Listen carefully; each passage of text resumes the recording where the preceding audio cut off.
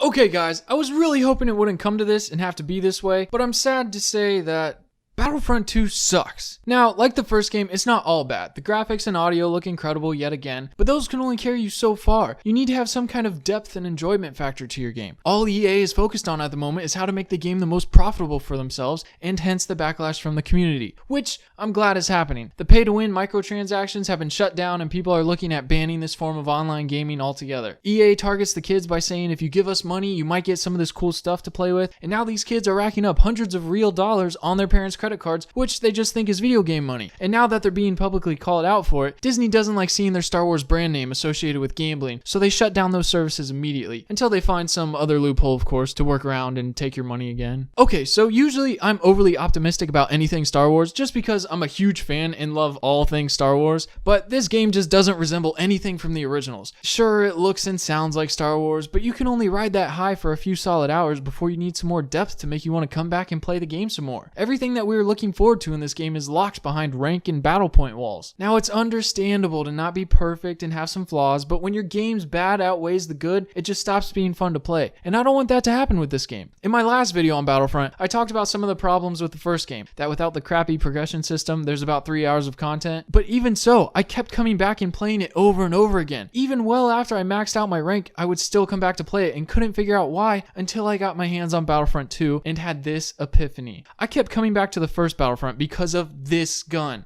This gun was released with EA's Death Star add-on to the game, which you had to pay an extra $15 for unless you already spent the hefty $60 on the game season pass. So yes, this was another example of EA's pay-to-win model they were following with the first game, but this gun had two different firing modes. Your primary fire was a relentless spray of blaster fire that just mowed down anyone in its path, and if you feathered the trigger just right, you could easily get away with killing 2 to 3 people before the gun overheated. Then there was a secondary fire, which to use you had to charge up the gun and then you could shoot an explosive blast at the enemy that was so powerful it would often blow them into the map, like glitch them into a wall or something. Yeah, see, like that guy's forearm shouldn't be stuck in the wall like that. He's up there hanging like a stocking over the fireplace on Christmas Eve. But like I was saying, the gun was the hardest in the game to master because within a split second of seeing an enemy, you had to decide which fire mode to shoot him with. When you charged up the explosive shot, it left you vulnerable for a short period and you moved at snail speed until you fired. And at first, the gun was super OP. It was a one-shot kill if the blast landed anywhere near the enemy, and the blast radius was just huge. Splash damage was maxed out to kill them no matter what. And people just started abusing it around corners by peeking their heads out to fire and then go back into hiding. And shortly after release, it was nerfed by taking the blast radius down as well as its power. Okay, so this means that you had to hit directly under the enemy to kill them, which presented a challenge. This explosive shot fired in an arc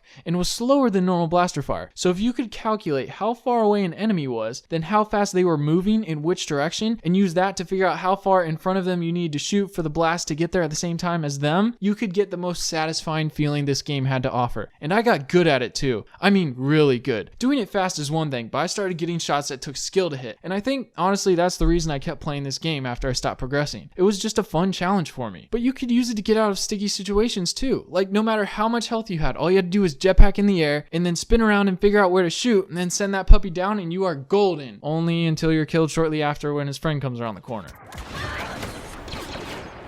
And this was great for big groups and clearing out hallways too. Don't get me wrong, it took a bit, but once you learned how to use it, you start landing at the top of the leaderboards each game. There was a lot of strategy involved. Sure, you'd get your lucky shots sometimes where you just blindly fire, but it was a great gun for coming up behind enemies and taking a bunch of them out real quick. Overall, I think my favorite thing to do was long shots. These were so much fun because they're so challenging to hit. You'd have enemies shooting at you while they're moving and you're trying to stay behind cover as well as figure out where they are and how high to aim, and that just made these shots even harder to hit. But let me tell you, it felt so good to fire a shot and just sit and watch as it soared across the map and sent the guy flying. But then EA made Battlefront 2 and word started spraying about all the things they did wrong with it, like the huge amounts of money they were charging for in-game content, the constant lagging, all the different rank and battle point walls everything was locked behind. And the whole time I'm just over here hoping they put the best gun ever in the game too. It wasn't long before I was looking around and came across the gun, sure enough, to be sitting behind a stupid good for nothing locked challenge wall. But I mean, what do you expect? It's EA. So I immediately started working towards unlocking it. I think you had to acquire 500 kills with the heavy class to use this gun, so I started grinding away and racking up kills. Quite a few hours later, I finally unlocked it and couldn't be happier. The first few matches, the kills were rolling in beautifully, but I noticed that there's no secondary fire, just the primary. So I check it out in the menus, and apparently the secondary fire is locked behind another challenge wall. You apparently have to get 250 kills with the primary fire to unlock the secondary fire. Really, EA? Okay, so whatever. I got back to grinding and slowly realized a few differences with the gun as I'm playing. The accuracy's not the best and the gun overheats a lot quicker, but I push through in hopes that the explosive blast will make up for the lack of the gun's performance. I finally get this 250th kill and immediately back out to equip the secondary fire so I can start wrecking noobs. Hop back in a game,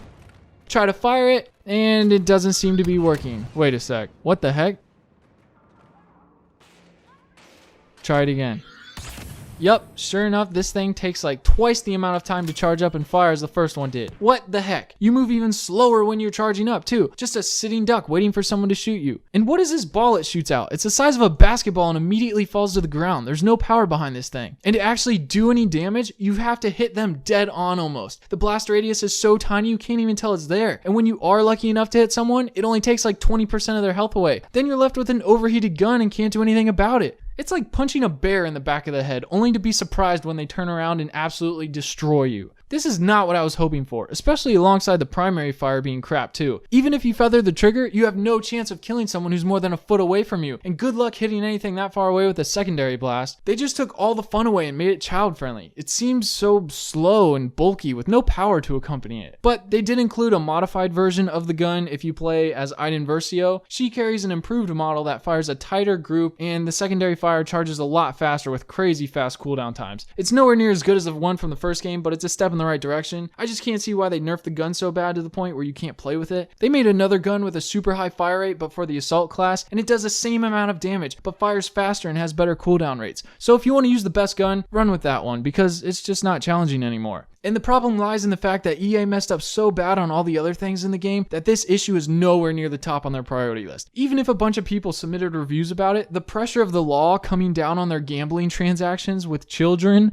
outweighs gameplay errors tenfold. But maybe once they get their head back in the game and figure out another way to keep making money off the community, they'll move on to fixing issues like this. And I'm not asking them to make this an OP weapon like the first one started out. Just give us something that requires a little skill to use. Give us something that challenges us and is fun to play with. Instead of leaving us with this incredibly weak and dull gun, maybe just give the secondary shot less of a curved arc. Let it have some distance to it. And maybe since the blast is so small, make the damage a little higher. The primary fire is not the best. It could use a little more accuracy, but just fix the explosive shot first. It was such a fun gun to get good with in the first game, and in the second game, it holds none of that to its name. Don't completely unnerf it, just regulate it. Find the even balance and we'll all be happy. Well, probably not all of us, but a few of us will be a lot happier. You gotta start somewhere, right? And thank you for making it this far into the video. If you're new here, hit the subscribe button to keep up with the videos and drop a like if you enjoyed. I know this video is a little different than what I normally put out, but I just had to get that rant out of my head. I've been thinking about it for the last few days, so I thought I'd share it with you guys. Oh, and by the way, I think I've got a Christmas story coming up next that I'm super excited to share with you guys. I'm so excited for the holiday season, and I need to bring some holiday cheer to the channel, so stay tuned, because I will see you in the next video. Peace!